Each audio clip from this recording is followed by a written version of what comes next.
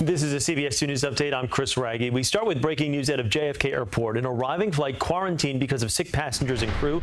The Emirates flight from Dubai landed just before 9 a.m. at Terminal 4. Port Authority police and the CDC met the plane at the terminal and quarantined it. The first reports say that up to 100 people are sick. The airline now puts that number at 10. Government sources tell CBS2 News there's no evidence of a security or terror issue. Preliminary reports say it could either be food poisoning or a flu outbreak. Well, the parents of a Penn State student who died in a hazing incident last year say they've reached a settlement with the fraternity their son was pledging. 19-year-old Tim Piazza had a fractured skull, shattered spleen, and was seen on video suffering for hours after an alcohol-fueled hazing ritual in February of last year. The family's settlement with Beta Theta Pi mandates a number of reforms, including making all chapters nationwide alcohol-free by 2020. The settlement allows the parents to move forward with claims against individuals. 25 defendants still face charges in Piazza's death. Well, police are looking for the man they say tried to rape a woman who was out on a morning walk pushing a child in a stroller. Surveillance video shows the suspect running down the street without a shirt on. Police say he approached the 20-year-old woman yesterday morning as she walked along the New England Thruway overpass at Steenwick Avenue in the Bronx. They say he pushed the stroller away, groped the woman, and tried to take off her clothes, but when someone else approached, he ran off. This just in, Hurricane Florence has increased to a Category 3 storm, becoming the first major hurricane of the Atlantic season. The storm's maximum winds are estimated to be at 125 miles an hour. Right now, the storm is on a path that could take it towards the island of Bermuda. Elise Finch is here now with a look at the path of the storm and how the weather is looking in our area. Elise? So, Chris, we are looking at Florence, as you mentioned, the first major hurricane. It is really out over the water right now. So even though it is a powerful hurricane with 125-mile-an-hour sustained winds, it's not near any landmass, and honestly, it wouldn't reach Bermuda until next week. At that point, it looks to have weakened, but still will be a hurricane, so we'll continue to keep an eye on Florence. Of course, we're still talking about Gordon.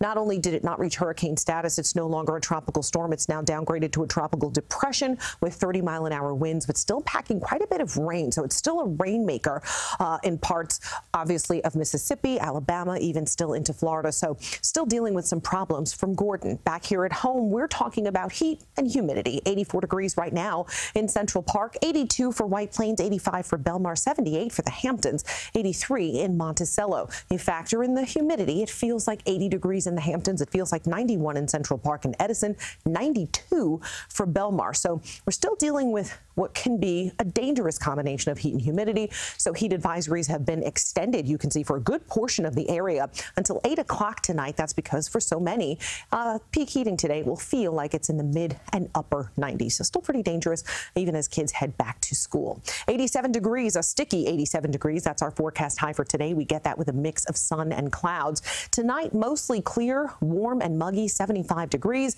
And tomorrow, well, hot again. We're talking about another 90-degree day. With the humidity, it will feel like it's between 95 and 100 degrees. And tomorrow, we have a pretty decent chance of seeing some afternoon or evening thunderstorms, so be ready for that. Chris? Thank you. Today, more than 1 million New York City public school students are back in the classroom. It's the first day of school for the nation's largest school district. This is also the first full academic year for school's chancellor, Richard Carranza. Earlier this morning, he and Mayor de Blasio greeted students at PS 377 in Ozone Park, Queens. As parents were reminded this morning, they know how hard it can be to get kids out of bed and off to class. But now there's a renewed push to get schools to open later, allowing students to get a little more sleep. California's governor is considering a bill that would require middle and high school students to start no earlier than 8:30 a.m. Experts say most teens don't get the recommended amount of sleep, and that could negatively affect their health and learning. It can cause poor academic performance, drowsy driving, depression, loneliness, social isolation, addictive behaviors, and weight gain, obesity, and hypertension. In New Jersey, State Senator Richard Cody says he will continue to push for later school start times despite opposition from state educators. Now to the search for the owner of a pit bull after a frightening attack in Hell's Kitchen. The victim putting up these posters around the neighborhood hoping to track down the dog's owner. More now from CBS 2's Allie Bauman. Hefe is a 60-pound standard poodle and a friendly giant in the dog world, but he's missing a patch of that big fluffy fur until the stitches heal. You don't just leave a dog for dead on the street and run away. It's not right. Hefe was on a leash with owners Jay Tedder and Andrew Constantinidis last Saturday outside their apartment on West 53rd Street around 5 p.m. His owners say a man with a pit bull walked over. Let him come up to the dog to kind of sniff and smell it. The dog just lunged for his neck, pulled him a couple feet, took him to the ground. All three men tried prying the pit bull off. Tedder's wrists and hands deeply cut in the effort. Everyone was just yelling, "Get off, get off." And he was yelling at his dog, "Get off," and hitting his own dog. And he couldn't control him. The poodle's owners say once they managed to wrestle their dog free, the pit bull owner tried to make a run for it. He only made it about halfway down the block before the men stopped him and asked for his contact information. We looked up the number. We tried to call the number. It just says this is a number that's no longer in service. Hefe had to be treated for a neck injury and get stitches for 8 puncture wounds. Both dog and owner prescribed antibiotics. The dog didn't have tags or registration, so we weren't able to determine if he had his shots. The men did get one photo before the pit bull owner took off. They called police, who notified the health department. If it's your pet and it does something to harm another pet, you have to take responsibility. Now Hefe's owners are posting warning signs throughout the neighborhood so another dog doesn't end up with blood in his fur. In Hell's Kitchen, Allie Bauman, CBS2 News. Well, police released surveillance video of a suspect in a subway robbery in the Bronx. It happened Monday at the East 182nd Street and Grand Concourse Station. Police say the suspect approached a 42-year-old man on the platform, put his forearm on the victim's throat, and told him not to move. The suspect made off with $900 in cash. The victim was treated for minor injuries.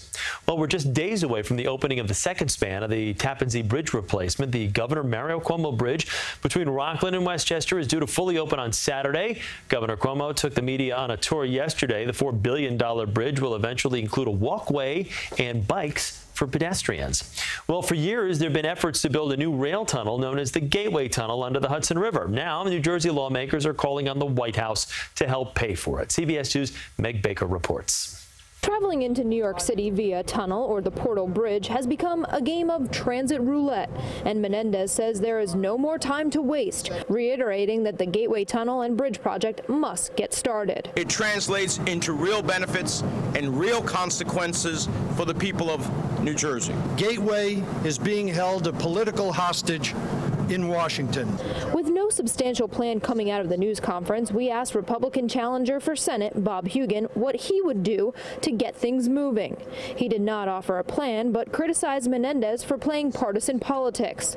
Last month, he said Jersey doesn't get its share. We get the least back from Washington as a percentage of what we send there than any state in the country. New Jersey has already committed $600 million towards the project. We were asked by the federal government to put more skin in the game, and we did.